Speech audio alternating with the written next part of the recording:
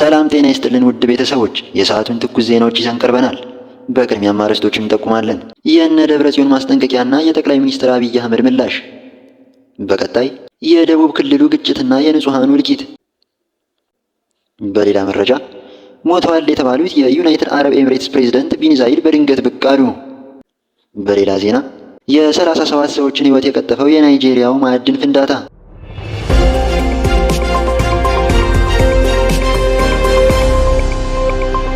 የካቲት 11ን አስመልክቶ በትግራይ ክልል አመራሮች የተሰጡ መግለጫዎችና የፌዴራል መንግስት አቋም በፕሪቶሪያው የሰላም ስምምነት አተግባበር ላይ ሰፊ ልዩነት አሳይተዋል።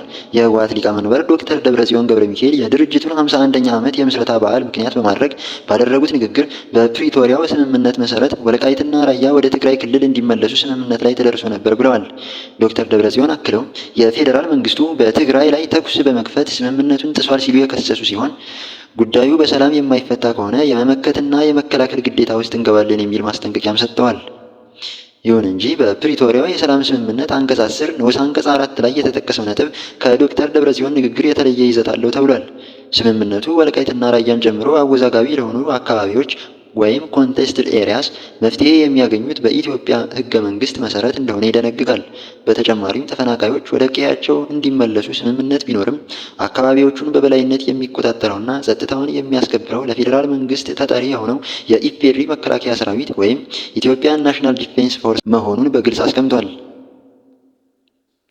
በተመሳሳይ መድረክ ላይ ንግግር ያደረጉት የጊዜያዊ አስተዳደሩ ፕሬዝዳንት ጀነራል ታደሰ ወረደ በበኩላቸው የፌዴራል መንግስቱ የገባውን ቃል እንዲያከብርና ተፈናቃዮችንን በመመለስ የትግራይን ሉዓላዊነት እንዲያረጋግጥ ሲሉም ጠይቀዋል። ጀነራል ታደሰ ጦርነትን እንደ አማራጭ የሚመለከቱ ኃይሎች ካሉ በትግራይ በኩል ተገቢው መከላከል ይደረጋል ሲሉ የጸጥታ ኃይላቸው የህዝቡን ደህንነት ለመጠበቅ ዝግጁ መሆኑን ገልጸዋል።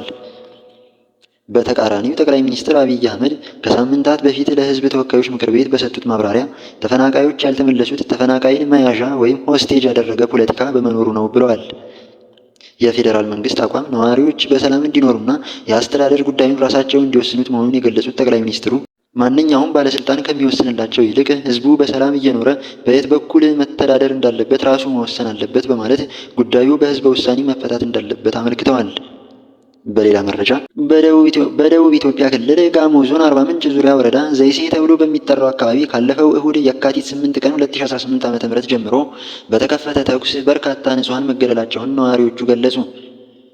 የአካባቢው ነዋሪዎች የክልሉ አድማ ብተናና የዞኑ መደበኛ ፖሊስ ህግ ለማስከበር በሚል በወሰዱት እርምጃ እስካሁን ከ13 ሰዎች በላይ መገደላቸውን በምሬት ገልጸዋል። ነዋሪዎቹ በአካባቢው ተኩስ ሊቆም ባለመቻሉ የሞቱትን እንኳን መቅበር ሳይቻል ቀርቶ እንደነበርም ገልጸዋል። እሁድ ማምሻውን በዘይሴ ወዘቄ አካባቢ የተጀመረ ተኩስ በዘይሴ ደምቢሌ አካባቢ ድረስ ተስፋፍቶ እንደነበርም አመልክተዋል። በአካባቢው መንፈሳዊ መምህር እንደሆኑ የገለጹ አንድ አስተያየት ሰጪ የአድማ ብተናና የፖሊስ አባላት ሰፍረው ከቆዩበት ወዘቄ ጤና ጣቢያ ወደ ሌላ ቦታ ሲንቀሳቀሱ የህዝቡን ንብረት ይዘው መንቀሳቀስ በመጀመራቸው በዚህም ህዝቡ ተቃውሞ በማሰማቱ የጸጥታ አካላት ተኩስ ጀምረው ነው ችግር የተፈጠረው ብለዋል። የሟቾችን ቁጥር በተመለከተ ነዋሪዎቹ እንዳሉት በዘይሴ ወዘቄና ዘይሴ ዳምቢሌ አካባቢዎች 15 ሰዎች ስለመገደላቸውና የት እንደደረሱ ያልታወቁ የጠፉ ሰዎችም ስለመኖራቸው ገልጸዋል። በኢፌዴሪ የህዝብ ተወካዮች ምክር ቤት የዘይሴ ብሔረሰብ ተወካይ አቶ አብርሃም አሞሼ በጉዳዩ ዙሪያ በአካባቢው በመዋቅርና ራስን በራስ የማስተዳደር ጥያቄ ምክንያት የዘይሴ ህዝብ በክልሉ መንግስት ከፍተኛ በደል እየደረሰበት ነው። እሁድና ሰኞ ብቻ የደቡብ ኢትዮጵያ ክልል አድማ ብተናና የጋሞ ዞን ፖሊስ በሰላማዊ ዜጎች ላይ ተኩስ ከፍቶ 12 ንጹሃንን ገድሏል። በስድስተኛው ዙር ሀገራዊ ምርጫ የዘይሴ ህዝብ ሙሉ በሙሉ የኢዜማ ፓርቲን በመምረጡ ከ2013 ዓ.ም ማግስት ጀምሮ በዘይሴ ህዝብ ላይ የተጀመረው ተጽዕኖ እስካሁን አልቆመም። በህዝቡ ላይ ብቻ ሳይሆን በኢዜማ ተመራጭ አመራሮችም ላይ ተጽዕኖ ሲፈጥር ቆይቷል።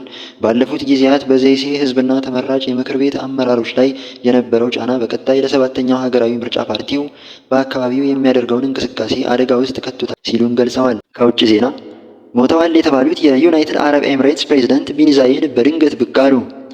ሞተዋል፣ በስትሮክ ተጠቅተው ሆስፒታል ተኝተዋል እየተባለ ሲወራባቸው የነበሩት የተባበሩት አረብ ኤሚሬትስ ፕሬዝዳንት ዛሬ ብቅ ማለታቸው አነጋጋሪ ሆኗል። የተባበሩት አረብ ኤሚሬትስ ዩናይትድ አረብ ኤሚሬትስ ፕሬዝዳንት ሼክ መሐመድ ቢን ዛይድ አልናህያን ረቡዕ ዕለት በአቡ ዳቢ ከአሜሪካው ሴናተር ሊንድሴይ ግራሃም ጋር መገናኘታቸውን ሴናተሩ በኤክስ ገጻቸው ላይ አስፍረዋል። ሴናተሩ በዚሁ መልእክታቸው ስለ ሀገሪቱ ዩናይትድ አረብ ኤምሬትስ እና ስለ ሀገሪቱ መሪ እየተሰራጩ ነው ያሉትን የሐሰት መረጃዎች ተችተዋል። በሳምንቱ መጀመሪያ ላይ የቱርኩ ፕሬዝዳንት ጣይብ ኤርዶጋን ወደ አቡ ዳቢ ሊያደርጉት የነበረውን ጉብኝት ማራዘማቸውን ተከትሎ ስለ ሼክ መሐመድ የጤና ሁኔታ በማህበራዊ ሚዲያ ላይ የሚነገሩ ወሬዎች ተበራክተው ነበር። የኤርዶጋን ቢሮም የኤምሬትስ መሪ የጤና ችግር እንደገጠማቸው የሚገልጽ ጽሑፍ በኤክስ ላይ አውጥቶ በኋላ ላይ መልሶ ያጠፋ ሲሆን ከዚህ በተጨማሪም ዛይድ አልናህያን በስቶክ እንደተጠቁ ከዚህ ዓለም በሞት እንደተለዩም ጭምር ሲናፈስ ነበር። የአሜሪካው ሴናተር ግራሃም ዛሬ ረቡዕ ኤክስ ላይ ባሰፈሩት ጽሑፍ ከፕሬዝዳንቱ ጋር ለ1 ሰዓት ተኩል መቆየታቸውን ገልጸዋል። በተባበሩት አረብ ኤምሬትስ እና በፕሬዝዳንት ሼክ መሐመድ ቢን ዛይድ ላይ የሐሰት መረጃዎችን የሚያሰራጩ ሰዎች ትርጉም የለሽ ወሬ እያወሩ ነው በማለት ውድቅ አድርገዋል። በተባበሩት አረብ ኤምሬትስ እና በሳዑዲ አረቢያ መካከል አለመግባባት ያለ ሲሆን ይህም ከጊዜ ወደ ጊዜ እየሰፋ መጥቷል። ታዋቂ የሳዑዲ ሶሻል ሚዲያ ተጠቃሚዎች ኤምሬትስ ለቀጠናው አለመረጋጋት አስተዋጽኦ እያደረገች ነው በሚል ትችታቸውን እያጠናከሩ የሚገኙ ሲሆን አስተያየቶቹ ብዙውን ጊዜ ሼክ መሐመድን በግል ኢላማ ያደረጉ ናቸው። የዛሬ የአሜሪካው ሴናተርና የፕሬዝደንቱ ስብሰባ በቃስር አልሻቲ መካሄዱን የሀገሪቱ የዜና አገልግሎት WAM ዘግቧል። ሼክ መሐመድ እና ከፍተኛ የኤምሬትስ ባለስልጣናት ከአሜሪካው ሴናተር ጋር ሲነጋገሩ የሚያሳዩ ፎቶግራፎችንና ቪዲዮዎችን ይፋ አድርገዋል። ሁለቱ ወገኖች በቀጠናዊ ሁኔታዎችና በመካከለኛው ምስራቅ ሰላምን ለማስፈን በሚደረጉ የጋራ ጥረቶች ላይም መወያየታቸውን WAM ገልጿል። የ37 ሰዎችን ሕይወት የቀጠፈው የናይጄሪያው ማዕድን ፍንዳታ። በናይጄሪያ ፕላቶ ግዛት ዙራክ ባሴ በተባለ አካባቢ በሚገኝ ሶሊድ ማይን የተሰኘ የከሰል ማዕድን ውስጥ በተከሰተ የጋዝ መመረዝ አደጋ ቢያንስ 37 ማዕድን አውጪዎች ሕይወታቸው ሲያልፍ ሌሎች 25 ሰዎች ደግሞ ከባድ ጉዳት ደርሶባቸዋል ተብሏል።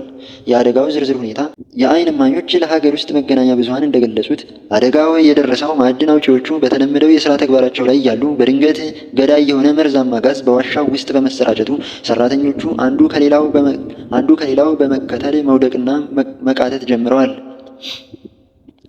ለዚህ መንስኤው ደግሞ እንደ የመጀመሪያ ደረጃ ግምገማዎች ከሆነ አደጋው የተከሰተው በማዕድን ዋሻዎቹ ውስጥ በቂ የአየር ዝውውር ወይም ፒውር ቬንቲሌሽን ባለመኖሩ ነው ተብሏል። በዚህም ምክንያት በቀላሉ ሊፈነዱና ሊገሉ የሚችሉ መርዛማ ጋዞች በዋሻው ውስጥ ተከማችተው በመቆየታቸው ለፍንዳታውና ለጅምላ መመረዙ ምክንያት ሆኗል። ተጎጂዎቹ ሕይወታቸውን ያጡት ማዕድን አውጪዎችም ደግሞ ሙሉ በሙሉ በሚባል ደረጃ ወጣቶች ሲሆኑ እድሜያቸውም በ20 እና 35 ዓመት መካከል የሚገኝ ነው። የቆሰሉት 25 ሰዎች በአቅራቢያው በሚገኙ የሕክምና ተቋማት እርዳታ እየተደረገላቸው ይገኛል። እስከ ረቡዕ ረፋድ ድረስ የናይጄሪያ ፌዴራል መንግስትም ሆነ የፕላቶ ግዛት ባለስልጣናት ስለ ሁኔታው በይፋ የሰጡት መግለጫ እንደሌለም የሀገሪቱ የዜና ምንጮች ዘግበዋል። አበቃን። ሀገራችንን ሰላም ያርግልን። መልካም ጊዜ ተመኘን።